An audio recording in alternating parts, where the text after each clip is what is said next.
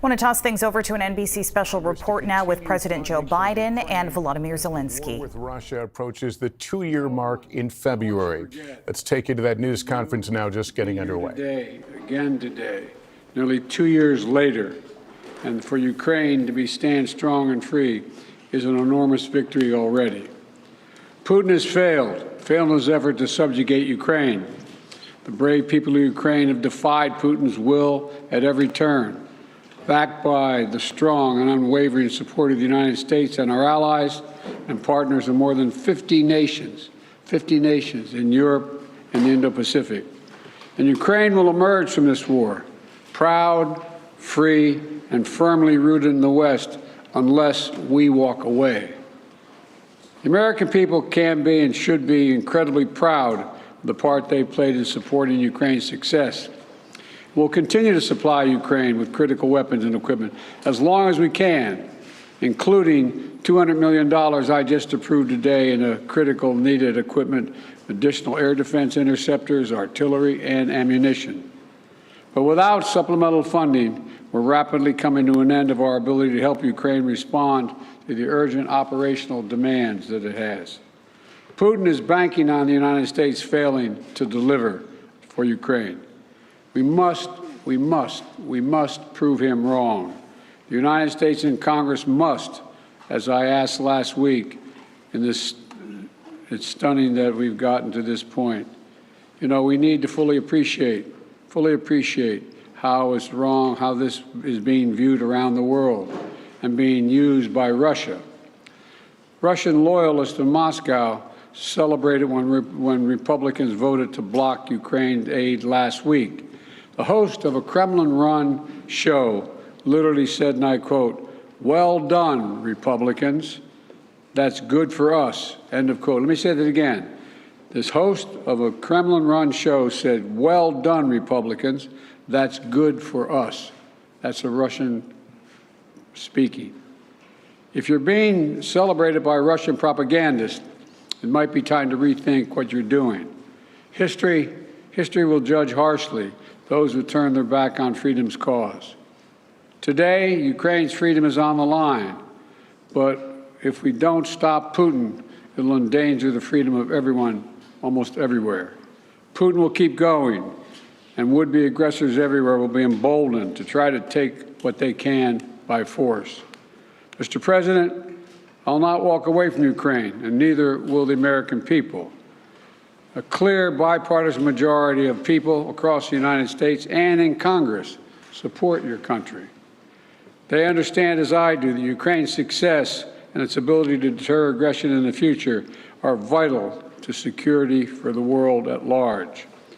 And I have repeatedly made clear from our first day in office, we also need Ukraine to make changes to fix the broken immigration system here. We also need Congress to make the changes to fix the broken immigration system here at home.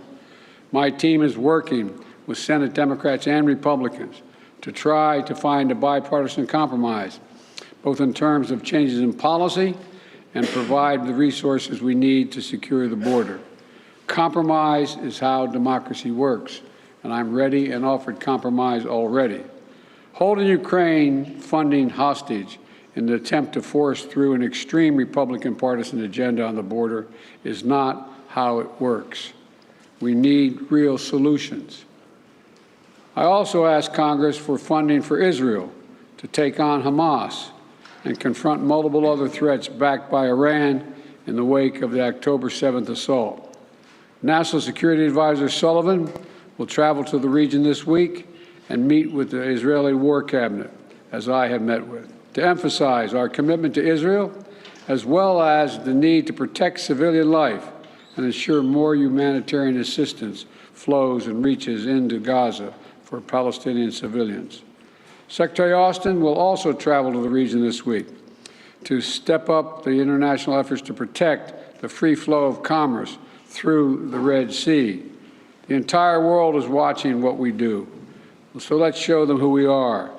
America stands for freedom today, tomorrow, and always. America stands against tyranny and against oppression. And America stands with the people of Ukraine. Thank you again for being here today, Mr. President. And thank you for everything Ukraine is doing to hold the line for liberty in the world. The floor is yours, Mr. President.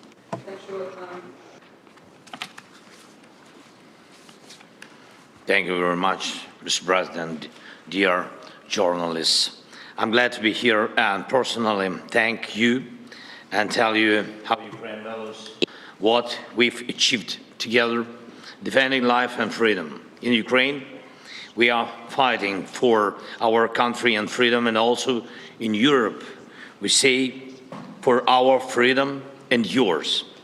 And this motto resonates not only in our country, not only in our hearts, not only in Ukraine, but also in Poland and Baltic states, Moldova and others. When freedom is strong in one country, it is strong everywhere.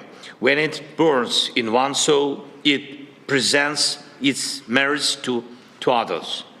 Ukrainians have twice led revolutions this century, defending freedom. For nearly 2 years, we have been in a full-scale war, the biggest since World War II, fighting for freedom. We stand firm, no matter what Putin tries. He hasn't won any victories. Thanks to Ukraine's success in defense, other European nations are safe from the Russian aggression, unlike in the past. Ukraine can now tackle the Russian dictatorship, so our children and other nations won't have to shed their blood and sacrifice lives defending against Russian aggression. We've already made significant progress. We've shown that our courage and partnership are stronger than any Russian hostility. And we've freed 50% of the territories Russia occupied after February 24th. And we won the Black Sea and are reviving our economy thanks to maritime exports. Ukraine's 5% economic growth this year proves our effective partnership. And we've shown no Russian missiles can overthrow the powerful American Patriot systems. Thank you very much. And even during war, we are reforming our country and strengthening our institutions. Today, President Biden and I discussed how to increase our strength for next year.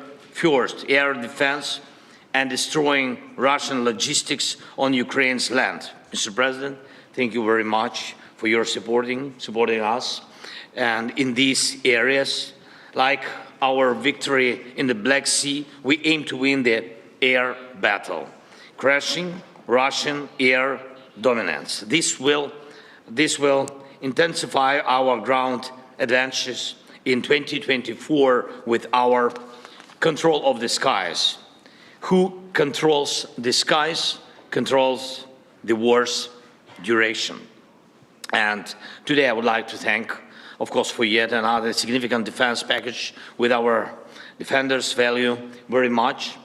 Second, yesterday I met with American defense company leaders. They advised us on how to make our defense industries work faster and more effectively. Thank you, President Biden, for this important initiative we started with you. Together, Ukraine and America can strengthen democracy's arsenal. And this is vital for other free nations and the US, as it involves your companies, technologies, and technology advancement and job creation. And it is important to know that 2/3 of American support for Ukraine remains and works in the United States.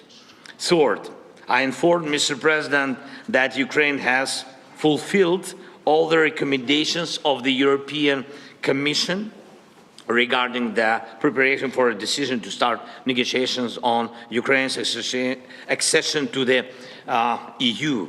And we constantly communicate with European leaders about our joint steps, sanctions, and political efforts to pressure Russia.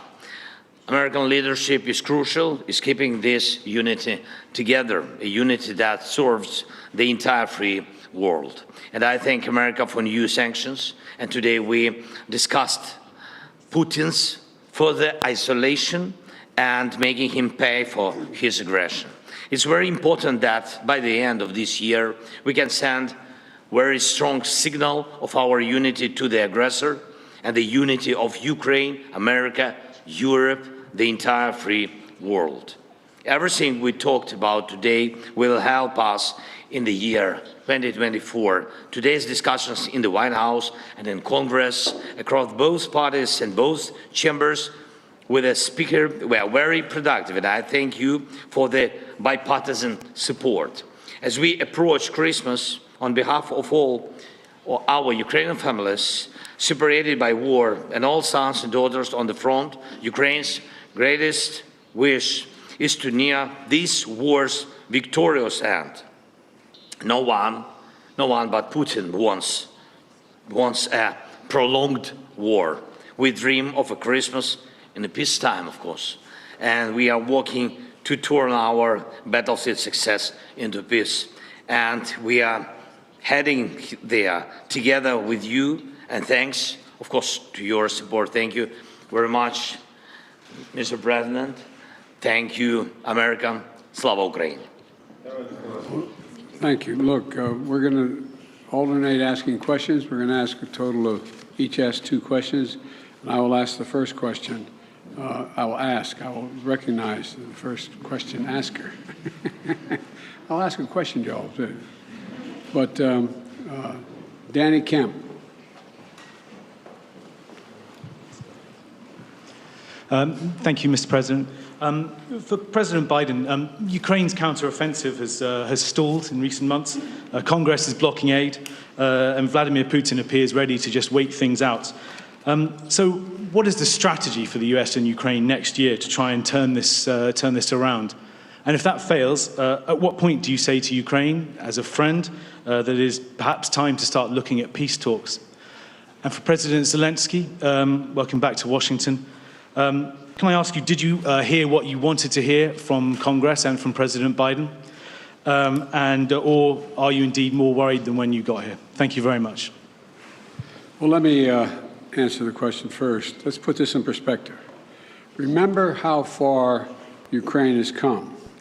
Russia's failed thus far in trying to erase Ukraine from the map and subsume it into Russia. Ukraine has taken back more than 50% of its territory seized since February of 22. And it's pushed back the Russian Navy so Ukraine can export grain and steel to the world through the Black Sea. And thanks to the incredible courage of the Ukrainian people and the bipartisan support from our Congress, but it's not just American support. There are more than 50 countries helping Ukraine with military, economic, and humanitarian assistance. 50. The burden sharing, the U.S. has put up $75 billion, and our allies and partners have put up $100 billion. And more than 90% of our security assistance to Ukraine is being spent in the United States to provide weapons for Ukraine and replenish our stockpiles and build our industrial base. We need to ensure Putin continues to fail in Ukraine and Ukraine to succeed. And the best way for that to do that is to pass the supplemental. Yeah. Can I answer in Ukrainian, please?